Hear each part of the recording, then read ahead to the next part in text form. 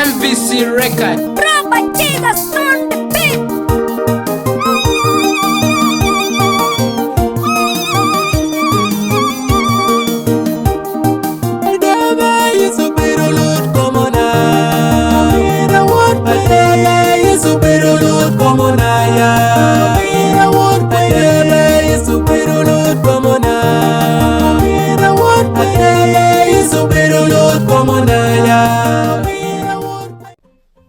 Good morning, welcome to my YouTube channel. My name is David Ukon. It has been a while before recording. I've been sick, I've been also busy at the same time. I work from home. And welcome again, and thank you so much everyone who have been helping me in many ways. And I've been talking about work in the United Kingdom. I'm also talking about pay. If you work, you get paid. Some people work without pay, right? But in terms of formalities, in terms of functioning economies, everyone who works get paid. Now, the project and infrastructure of work is enshrined in law in every country, in the UK where I live, and in countries where you live also, say, perhaps in Africa, Asia, America, Europe. The systems are quite similar, far perhaps in many ways from being the same. But it is important to understand the concept of globalization, which produces aspects known in aspects including urbanization and also cooperation between states, where what happens in a country like the United Kingdom also happens in countries including in regions of Europe, America, and across the globe, including Africa. So what happens in the UK is similar, may not be the same with what happens in your country. Employment law is an area of technicality, and I'm so privileged to discuss. If you're happy, join me, support this channel, subscribe to this channel, subscribe to this YouTube channel, click notification bell, click like, leave a comment below. We are work in progress. Thank you so much. So we are talking of employment. It's an area of complexity in law and policy. There are disputes, including disputes involving pay. Pay when you are working, pay when you are on holiday, pay when you are on annual leave, pay when we are leaving our employment. There are disputes, there are agreements, there are rights and obligations enshrined in law, implemented under policies, such as found in the United Kingdom. And normally, people working, especially employee, perhaps also self-employed, it is always important. It is always important to be in a position to access help. The problems involving disputes cost a lot of money. If you need to get legal rights, you access legal rights, accessing the law, you always often, especially in employment law in the United Kingdom, you are going to need money. If you don't need money, if you don't access money, as in accessing money, if you are on low pay, if you are in middle class pay, you are more likely than not to struggle to access justice, to get protection, and there is a problem in the UK involving legal aid which legal aid is supposed to be given by the government as part of the public welfare system.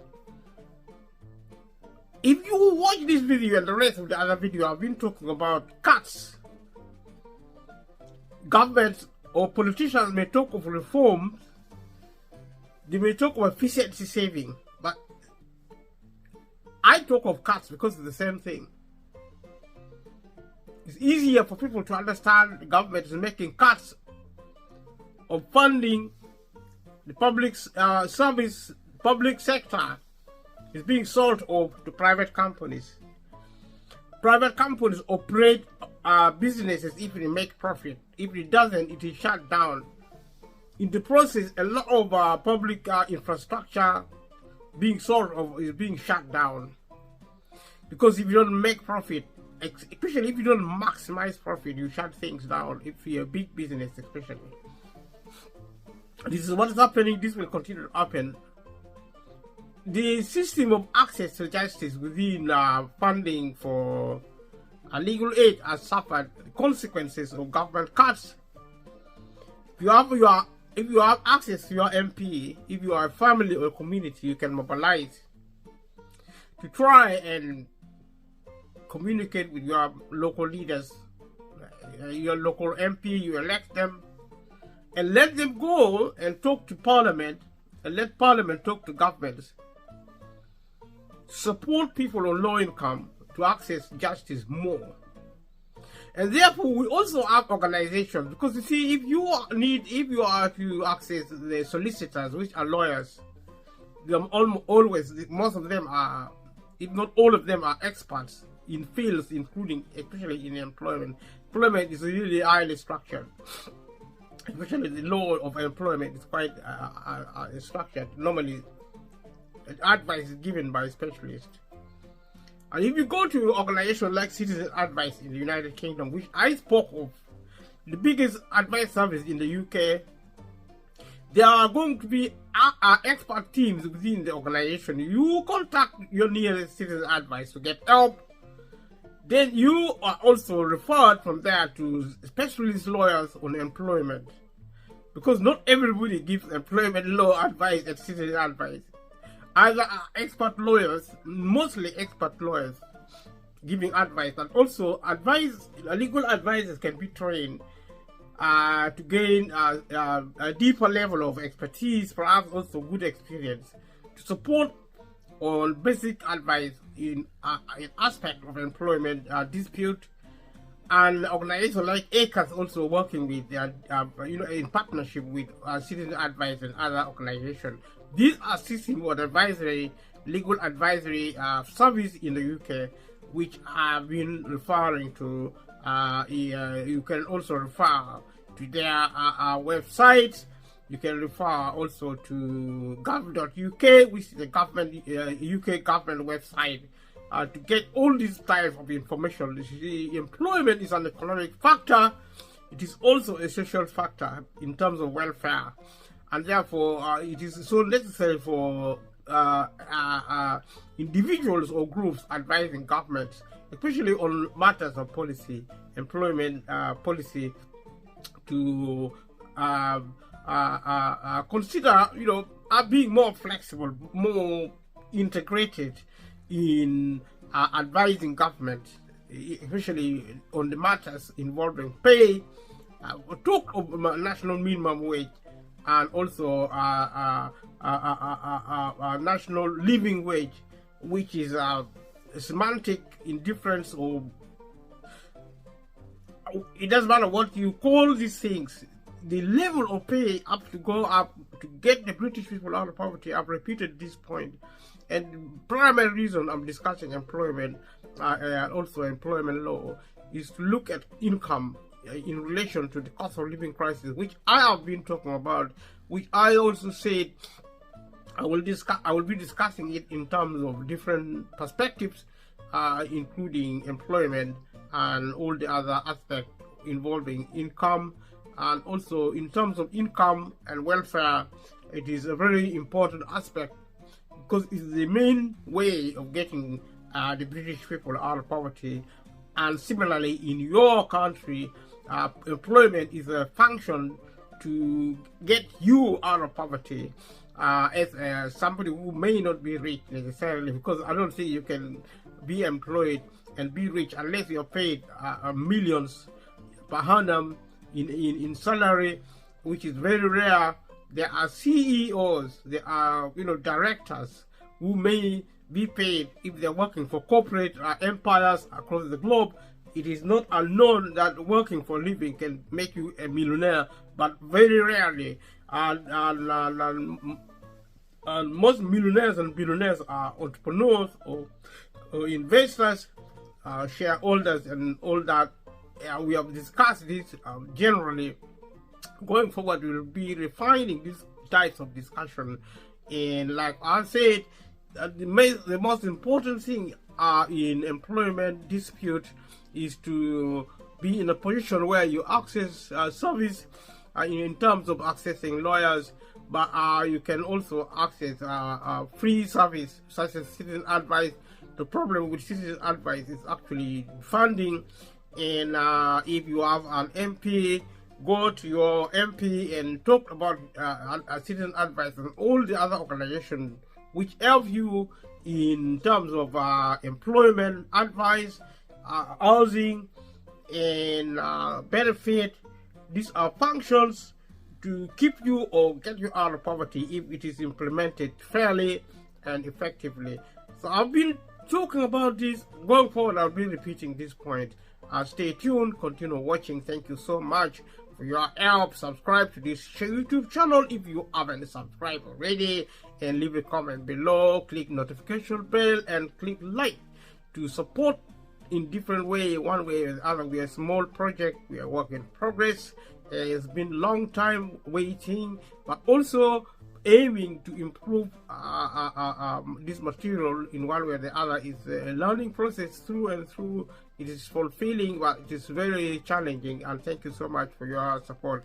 Normally there are moments where you negotiate with employers, professionals. If you are an advisor, for example, this material can also be there to support you. You can negotiate with an employer on behalf of your client, for example. So you can negotiate directly with the employer on behalf of your client. Negotiation is important if negotiating directly. If you are negotiating directly, doesn't work, you can help your client to work out if suing their employer is likely to be a good option. Sometimes you have to support your client if you are an advisor to sue their employer. It's important your client understand that legal action can be stressful, expensive, and time consuming. Like I said, it takes time. It's stressful. Stress is a type of illness involving mental illness, but it also affects you physically. So you provide, if you are an advisor, you consider all these elements. They should think about whether the value of their possessions would make court action worthwhile. We talk about possession as we discussed in the last videos, because sometimes if you're leaving work, there is a dispute over possessions. You have things with your employer, and you have employer things like a car, like maybe when you started work, an employer can give you a car or a PPE. They can give you computers. If you're leaving work, you have to give it back, and there tend to be dispute over these values, these assets. And also sometimes, for some reason or another, when you start work, you give something to your employer, and when you're leaving, you have to take it back with you because it's yours, and there's dispute because then the employer is saying it's theirs and you are saying it's yours, and you have to provide evidence in different ways. If it is a stalemate and you cannot go forward with resolving problems, then you are left in a situation where you will need a mediator or somebody who will represent you, who give you legal advice, or when you are going to court, you will have to consider access to justice factor such as accessing a lawyer or their advice or presentation in court. That's what I've been talking about.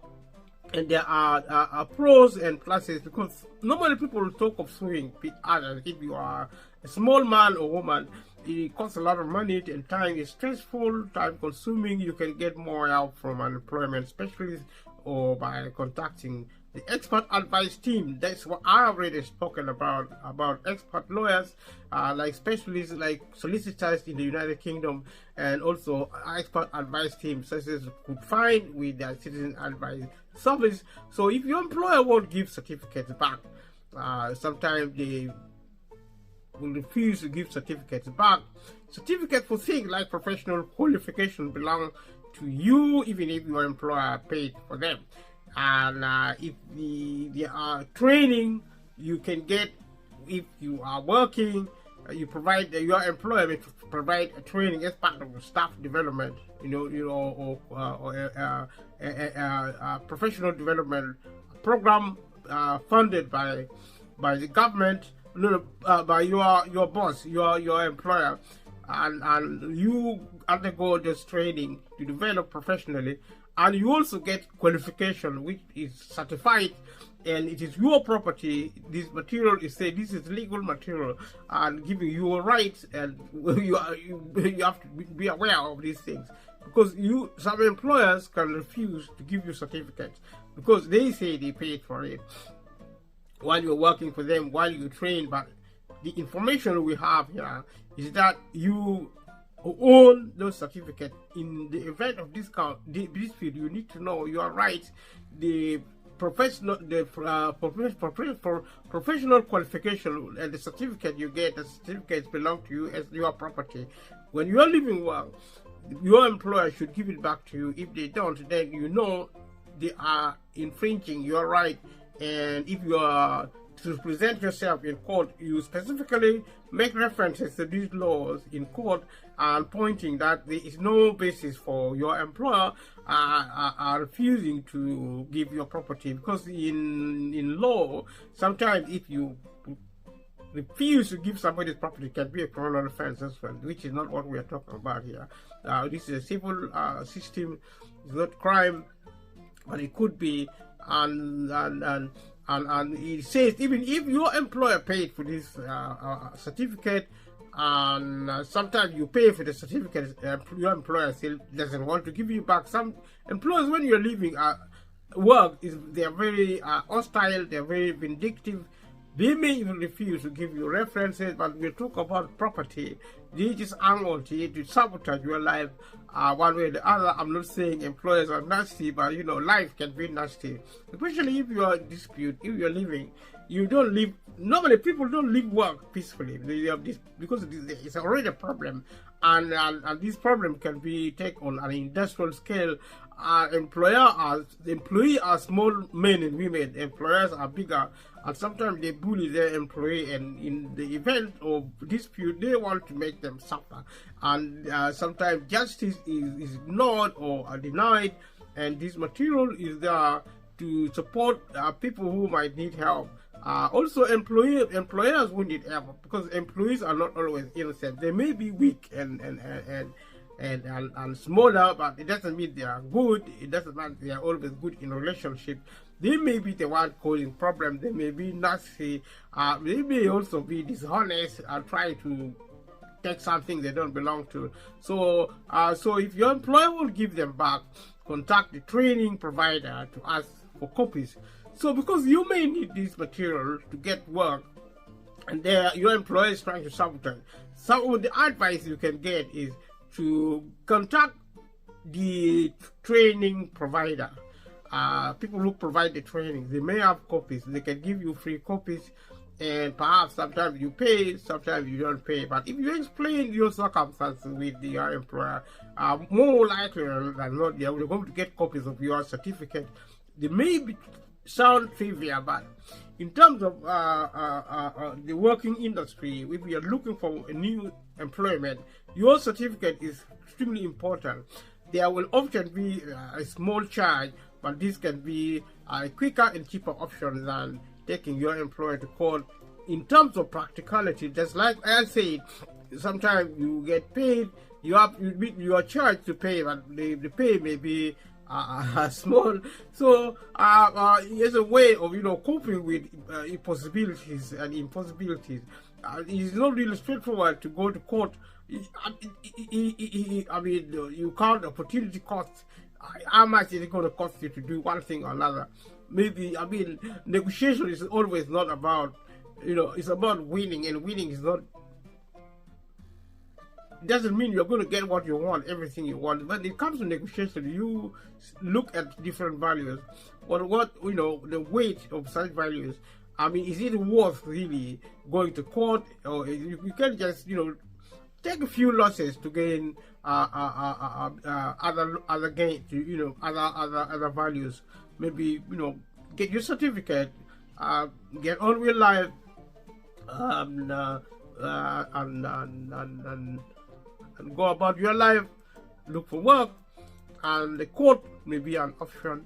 So if your employer says you owe them money, there are situations when your employer explicitly says you owe them money. There is advice applying in England and also applying in Northern Ireland, Wales, and such as I said previously, in these countries and also in the other. And there is always a check to be made if you are responsible, or if you're looking to help yourself, or if you are an advisor. There are things to look for, telltale signs to checking if you owe your employer money, how to do that, and if your employer says you have taken too much holiday, and keeping a record is really important if you work, because at the time, if you get a diary or a desk diary or just a small notebook, any incident, any vital information, you write it there, you provide evidence, and you keep a record of your holiday pattern and also activities, and also whatever values you have exchanged. If you owe money, if you don't owe money, you just write things down. It may help to clarify one thing. I mean, if you get some money from your employer, or if you borrow money, or if you, I don't know how you get to owe your employer money, but one way or the other, you need to check that. If your employer is asking for money you don't owe, sometimes you don't owe money, but they still ask for money you don't owe, and there are things you can pay attention to, and find out if you can provide evidence, because in this field, evidence is king. And also from yourself, also what kind of evidence to look for, and also to demand your employer to prove if they owe you money. If not, they don't have a case. There is no point them asking you money, and if you owe them money or if you don't, so if you can't pay your employer back in one go, if you owe them money, sometimes maybe thousands or tens of thousands of money you owe your employer, one way or the other, and you're leaving work and they're asking it back for the money, and you actually owe them money, you have to pay it back. You can look how to deal with this situation. If you can't pay the whole amount back, you may need to negotiate with them or get a mediator to do so. I would say, if your employer has taken money from your pay, sometimes they do, because they control the money in the first instance. And what would you do, what you wouldn't do if you're struggling financially because you had to pay your employer money under the circumstances of hardship? What do you do when you leave a job? Your employer can only ask you to pay back money if it is for something you have specifically agreed to in writing. So agreement is important, and you owe them money which can be asked to be repaid only in the event that you have agreed in writing. Writing is of essence. Stay tuned, continue watching.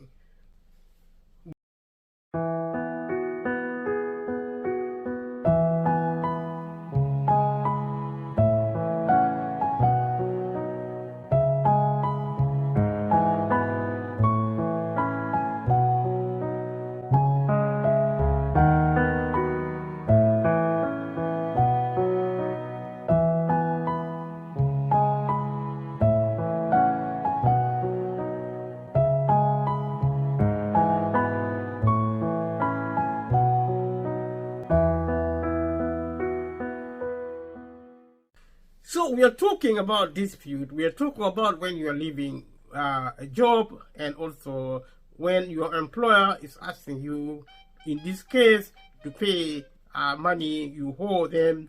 Even if you do owe your employer money, they can only take it from you, your pay, if there is a written agreement to say they can. So if you owe your employer money, and there has to be a written agreement between you and your employer to say specifically money owed to your employer can be taken from your pay. Otherwise, they might not have the automatic right, because this will be in the terms of contract, as you have done, or also what you have written to agree, which is a type of agreement as often. So you can check if you owe your employer money. There are ways you can check when you owe your employer money. Your employer could say you owe them money for things like loans, if you get loans from your employer, like a travel season ticket loan or car loan. You can get loans for season ticket loan. You are for season ticket or for car loan. Holiday pay, training, and educational courses they paid for. There are courses your employer can pay for you, and then there may be indication that you should pay it back. So you look at also things like contractual maternity pay as well. And this is extra pay which often has conditions about returning to work for a certain time after maternity leave. So contract maternity pay, extra pay, which often has conditions about returning to work for a certain time after maternity leave. So these extra pay are linked to agreement on certain time after maternity leave when you return to work. So you can check your contract or any other written agreements to see what they can say about when you owe your employer money if you leave your work, your job. For example, you might have signed an agreement for a season ticket saying you would pay it back if you leave before it is paid off. And like we said above, an example, Joe is a social worker and recently handed in notice meaning they are leaving work. And also 18 months ago, our employer paid for her to attend a course to help become fully qualified. Our contract says she must pay back any tuition costs if she doesn't stay with our employer for 2 years after completing a course. Joe's employer is allowed to ask or pay back the cost of the course. So your employer is in a situation, you are in a situation with your lawyer, with your employer to pay back a certain cost. If you are delayed resigning until 2 years after finishing the course, she wouldn't have had to pay our employer back. These are some of the specific conditions. So you are delayed resigning until 2 years after finishing the course. They shouldn't have had to pay our employer back. So you are resigning within if it's delayed until 2 years. So you decide to leave work, but you delayed resigning until 2 years after finishing the course. So you finish the course, then 2 years ago you resign, and you are owing your employer. If under these circumstances, the information says you wouldn't have to pay your employer back. If your employer is saying we will take money, they will take money from your pay because you didn't give enough notice. You should get advice from your nearest citizen advice. Citizen advice, like I said to you earlier, is the biggest advice service. But there are other advice services as well, increasingly. But their modeling of advice, in my opinion, is closely associated, aligned with the citizen advice, and most of these organizations work as in partnership with citizen advice. So I know from experience that it is so challenging. Nothing comes easy, especially these days in terms of social services and also public services generally. But especially also advisory work, because they are quite technical area of work. So funding is really limited. Resources are so limited for these services. Therefore, it's a struggle increasingly in terms of politics and creating the environment of intense problem in society, which I said at the beginning of this program. If you are in a situation to discuss with your local MP, you can do this and you can talk to them so that they can go to parliament to talk to government, talking to government to change policy, so that there is more funding for public service, especially for organizations like Citizen Advice, which is now struggling to really help people they used to help, because they give free advice to their clients, and therefore it's so important that the government help these organizations. They are really robust structure, they are quite reputable, and they are known to be trusted by their local service users, such that it is a shame if we increasingly begin to lose excellent services providers like Citizen Advice. So contact them anyway if you are in a situation, if you live in the United Kingdom. But this material can be really is able to provide advice for people who are outside the UK as well. If you are in Europe, America, or Asia or Africa, more likely the situation will be similar. And for reasons I've mentioned in the opening of this material, which I have repeatedly kind of made references to. So it is upon viewers to take advantage of this, and if you are lucky enough to come across this video, because we are still a small channel, the likelihood that everything I'm saying now people will not see it. That's the disadvantage of being a small program, because people miss if you think about YouTube channel, I mean, there are hundreds of millions of people using it every day, and every time I post my video, it has to be seen. Sometimes it's not seen, so that's why I try to post videos every day, and until I grow to become a bigger a channel. Size provide visibility or lack thereof. If you are small, you're going to be less visible on social media.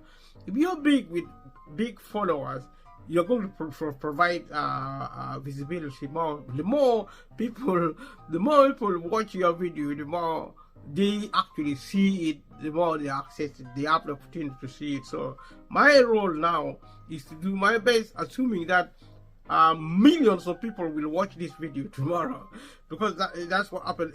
Hundreds of millions visit, use YouTube on a daily basis. So it's really potentially is a really good opportunity to share your views with the world. But sometimes they don't, and if they don't, that is okay. If they see, if the access to view is even better, is far better. The more the merrier. So let us continue with this program. Leave a comment below. Stay tuned, watching. Click like. Clicking like is so important to promote the video, the channel, to support the process of visibility, and also leaving a comment, engaging, and also clicking notification bell in case. Subscribing is extremely important, because the bigger you are, the better. So let us carry on with this. If you are an advisor, for example, if an agreement to pay money back seems unfair, life is not always fair, and so it is a matter of agreeing to disagree, and if in an agreement to pay money back seems unfair, check your client's contract carefully. As if you have a client, which means you are an advisor, either a lawyer or a legal advisor. In this case, because we are dealing with legal material, for example, it might say a certain amount will be deducted from your client's pay if they don't give the right amount of notice when resigning. We talk about notice, and if an agreement to pay back money seems out of proportion to what your client has done, it could be a penalty clause. Penalty clause can't be enforced, but it isn't always clear whether something is a penalty clause. These are some of the technicalities. The legal test is whether the contract purposes proposes a consequence on the party who breach it, which is out of all proportion to any legitimate interest of the innocent party. This was set out in Cavendish Square Holding BV versus Talal El Magdeshi and Parking High Limited versus BV's 2015. These are cases, very complex material. For example, an agreement to pay back a proportion of a training cost, which reduces over time if your client stays in their job, might be fair and enforceable. It is called a liquidated damages clause. These are technical concepts. However, an agreement where the employer can deduct a week's pay for every missing week of notice might be an unforeseeable and unenforceable penalty clause because it's out of proportion to the cost or to the employer. You should speak to an employment specialist or contact the expert advice team if you think your client might have a penalty clause in their contract. This is talking to an advisor, and if you can see this aspect of information is quite technical, and the advice to an advisor is that refer this to the expert team, which is within citizen advice on this occasion. But also lawyers, solicitors who are employment experts. Some expert team are actually lawyers working as legal advisors. There are lawyers who work for organizations who or local authorities, maybe the council or organizations like Citizen Advice, who have licenses to work their expert in the fields of employment. But there are actually others who are licensed to practice as lawyers, as solicitors. Citizen Advice are not lawyers. Even if you are a lawyer, the service you provide is legal advice. But most of the people working for Citizen Advice are lawyers. There are solicitors, sometimes barristers, but all of them are trained to work as legal advisors. This is different from lawyers who are licensed to give legal advice also, but they can do more. They can manage the case, they can do representation, they can support their clients in the court. That's the nature of their service in terms of permission, is in terms of permit. So if your employer says you have taken too much holiday, sometimes you take too much holiday or you don't, and one way or the other, the employer may raise the issue up, whether you have taken too much holiday, whether you haven't taken too much holiday. The first thing you should do is check your holiday record to see if it reflects the holidays you have taken. So evidence, like I said, check your contract, or if there is a written agreement that says what you have to do if you have taken too much holiday when you leave a job. It might say you have to pay your employer back or work extra days without pay. Your employer can only make you pay them back or work extra days if there is a written agreement. Always pay attention to written agreement. Whatever is being demanded of you, whether you work, whether you have you are to be whether you have to pay back the money or you work extra days without pay, and without it has to be written in an agreement. If it isn't, then probably you shouldn't be asked to pay back any amount of money or work extra without pay for an employer, because if you are leaving, employers can in practice become very nasty, because probably you left, and then if you leave, they want, normally when employees leave, either because they are not working very well, they are misbehaving, they are lazy, but often employers may be treating them poorly, maybe they are not paying them well. Maybe an employer has found another job, an employee has found a better job, better paid, better conditioned job, maybe on promotion somewhere else.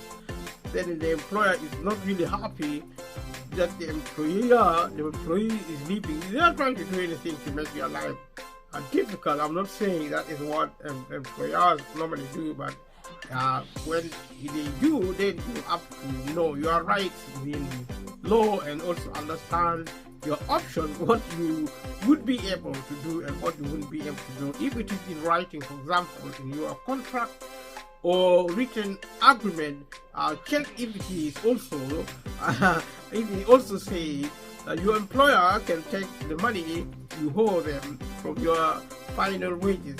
Does it say that they can take the money you owe them from your final wages? If it is not, then you would naturally know your rights or otherwise. If it doesn't, then your employer doesn't have a legal right to deduct money from your final pay. And even if you are required to pay the holiday or work extra hours, and if they do deduct the money as such, it is an unauthorized deduction, even if you owe them the money as such. And because this thing needs to be in agreement, we were talking about things in work involving contract, and we have said at the outset the meaning and also purpose of the contract is a legal agreement. It's a type of law in terms of a relationship between individuals, in this case a relationship between the employer and employee. So contract is extremely important. So if the employer doesn't deduct the money from your final pay, and you don't pay it back, your employer is entitled to take you to court to get it back. So there is a process which can be done outside the court by way of right. If it is not written with evidence, then the court would have to go to court. The employer would have to go to court to get the money back. So you should get help from the nearest citizen advice, like I said before. So if you are an advisor claiming unauthorized deduction from wages, you can be in such a situation. So the written agreement can relate to statutory paid holiday as well as extra contractual holiday. If there is no written agreement, the written agreement doesn't allow the employer to deduct money from final wages. Your client can make a claim for unauthorized deductions from wages, as shown here. If their employer has withheld some of their pay. Under these circumstances, you have options as identified under the legal guidelines and also within particular legal information. So they must take their claim. They must make their claim within 3 months of when they should have been paid. So you have deadline, which is an issue when you are handling a situation of dispute resolution. There has to be a sensitivity involving deadlines, normally within 3 months. Under these circumstances, 3 months, and if you are going to make a claim, it has to be done within 3 months. Otherwise, you would not be able to do to make a claim in this instance. So if the written agreement requires repayment but does not allow deductions from wages, your client still owes the money, but their claim for unauthorized deduction from wages, their employer cannot sue them for the money in another court. In this case, you still owe your employer, but the employer has made unauthorized deduction, and you sue and win in court. The employer is not allowed to go to another court to claim to claim the money. They are not allowed. These are some information you can take into account. Stay tuned, continue watching. Thank you so much. So we are talking about dispute. We are talking about when you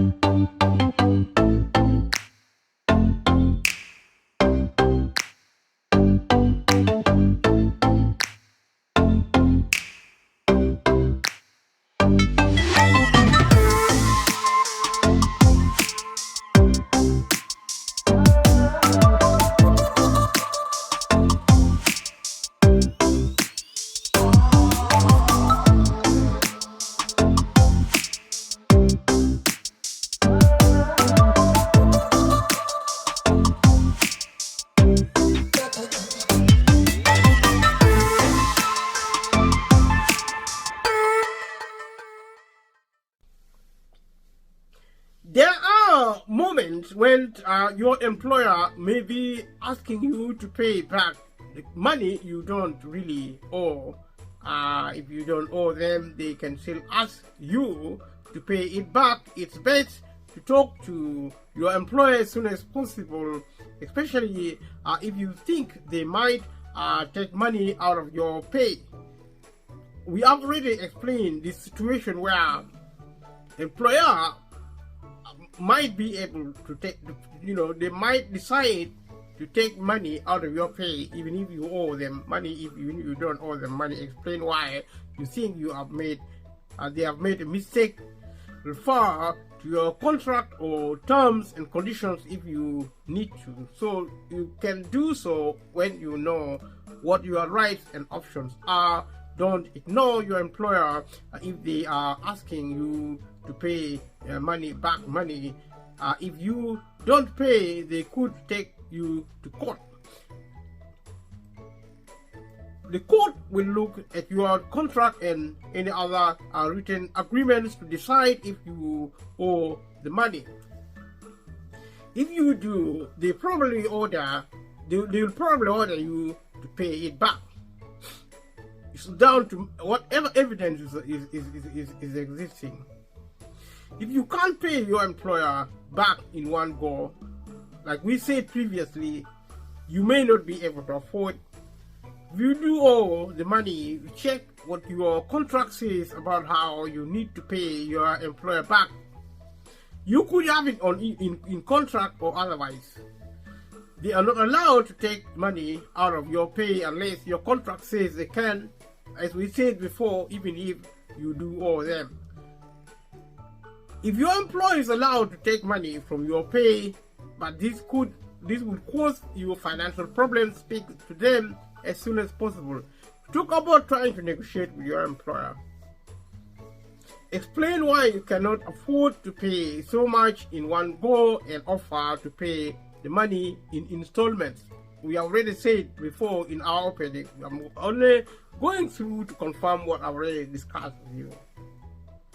Where your employer doesn't have an agreement with you to take money from your pay, you will need to speak to them to make an agreement to pay.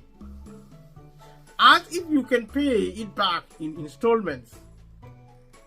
If you are in a trade union, they might be able to give you support. For example, they might be able to negotiate with your employer or go to a meeting with you. If your employer has taken money from your pay, they can sometimes take money from your pay. Check your final pay slips to discover or otherwise whether to make sure you are being paid everything you expected. If your employer has taken money without a written agreement to say they can, you might be able to get it back. Start by talking to your employer.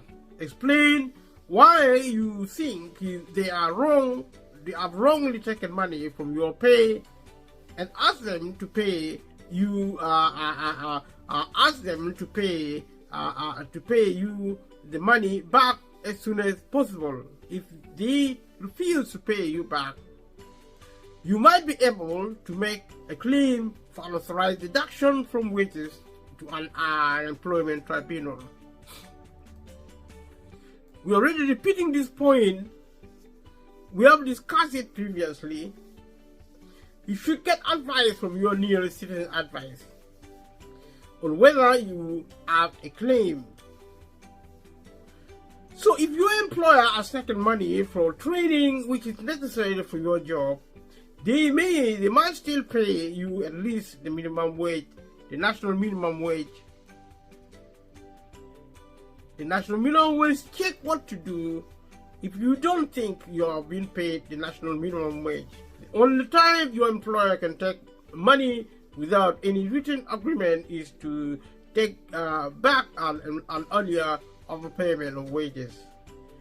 In other words, if there was an earlier overpayment of wages, they can take it back by deduction, whether it is in the written agreement or not.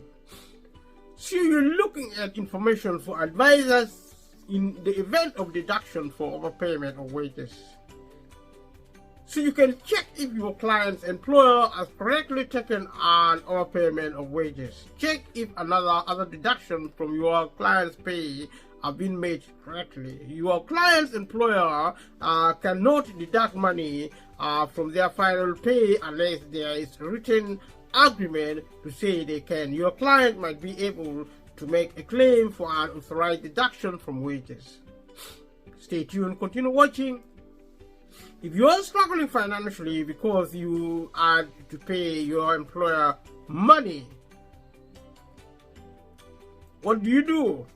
You might be able to claim benefits if you haven't started a new job yet. We talked about benefit previously, money given by the UK government to people who are in need or low income, whether they are working, whether they are employer, whether they don't have enough saving. If you have £6,000 in saving, you can get the full benefit if you are not working.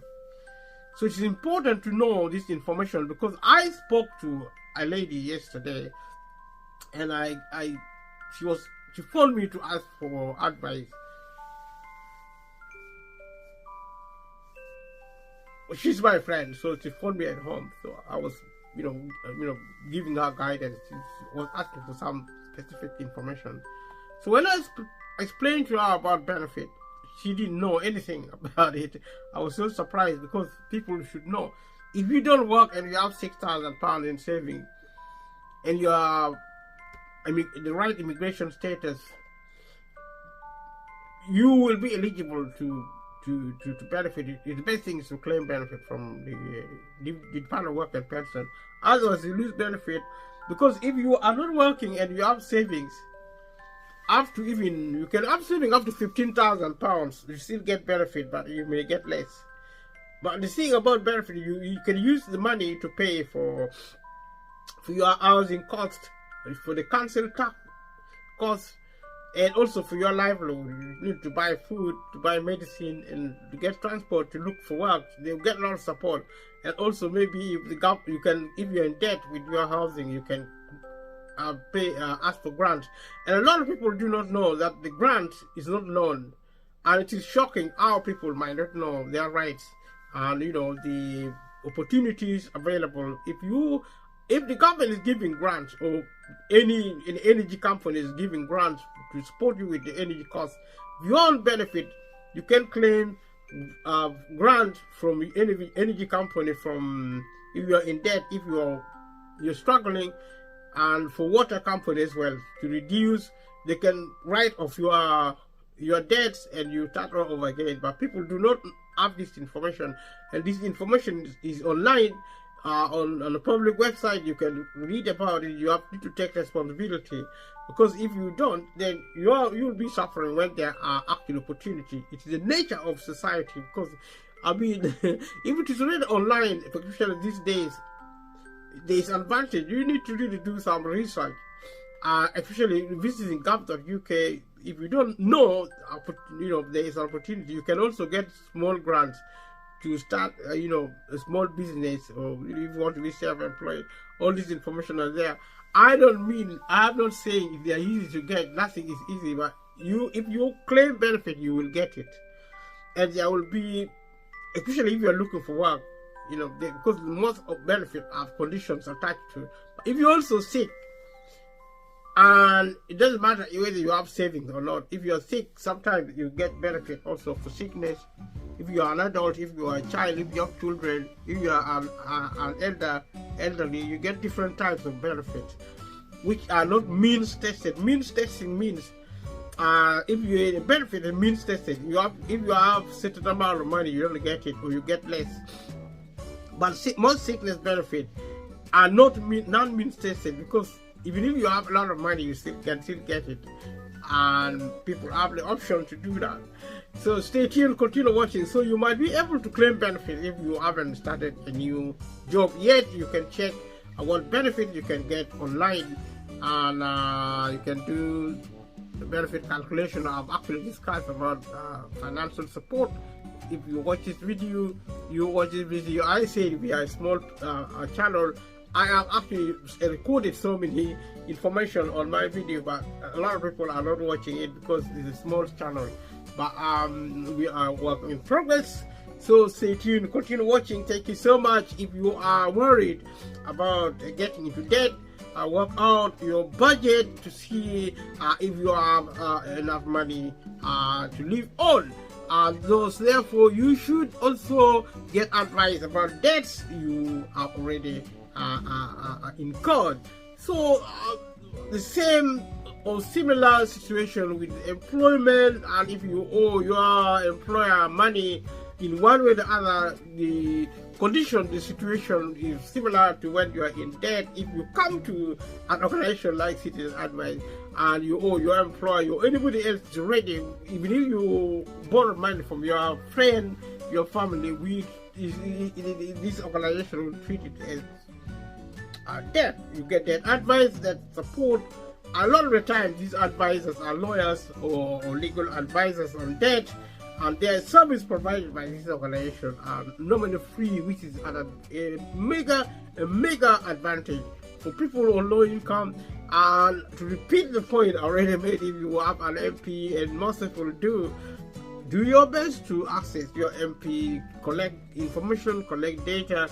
I am not sure if you're going to go to Citizen Advice or any other advisory body to get advice on how to see your member of parliament.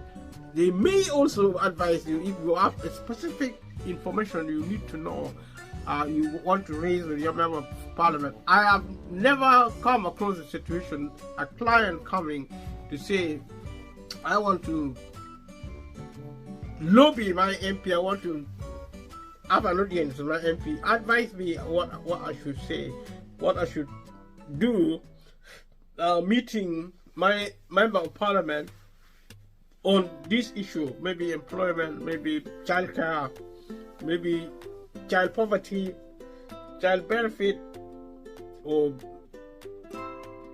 child care elements, all these elements of money given to because sometimes people come to maybe Citizen Advice or any other organization trying to get help and they struggle, they would want to take up the matter with your member of parliament. Maybe you can get advice from Citizen Advice. What do you suggest I should tell my MP? If you're lucky, you get advice and you go there with some fair amounts of information. You could also get written advice. I have never come across a situation like that. Maybe, but it's the first time for everything. Try your chance. If you're watching this video, you want to go to Citizen Advice to give you advice, to help you on an issue. You want to go to your MP. I got advice from my local Citizen Advice, and this is how they supported me with this information. I want to discuss it with you on matters of a national health service, maybe waiting list or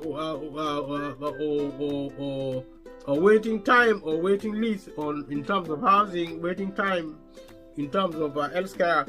All these are issues which people care about electorally, but also in terms of their personal lives. You can engage with your local MP. If you're lucky, if they are the time giving you audience, you provide them support and evidence, they can take it to Parliament. And if you're lucky, Parliament will take it up with the government. If you are lucky, it can be debated, they can be discussed. Government can decide, make it into law to bring changes which favors not just you but also your family and your community. This is just what I am thinking aloud. You can do that if you wish. It's going to be stressful, it's going to be challenging, but it's going to be rewarding, because such things as I have discussed, most people don't really do. But sometimes you have to really be the champion of your family, of your community. It's always the first time. There's no harm in trying. So you can do one thing or another. If you don't have enough money to live on after leaving your job, you might be able to get emergency help. You can find out more about food banks and other help in your area. This information is important and the services are there, but it's very, very challenging to get them. But it's the best thing to do if you need them. Try your best to get this help one way or the other. I'm going to stop this video here, and the next time we meet, we're going to continue along this discourse. And thank you so much for attending today. Subscribe to this YouTube channel if you haven't subscribed. Click like, click notification bell, leave comment. As always, watching this video, share with family and friends. Thank you so much. See you sooner or later. Thank you. Bye-bye.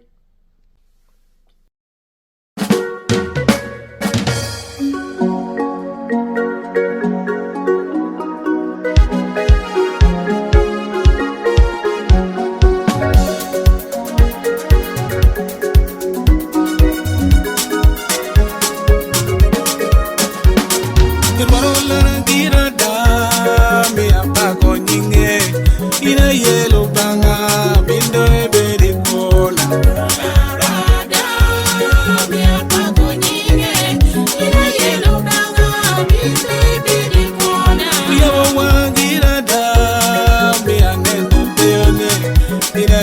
banga,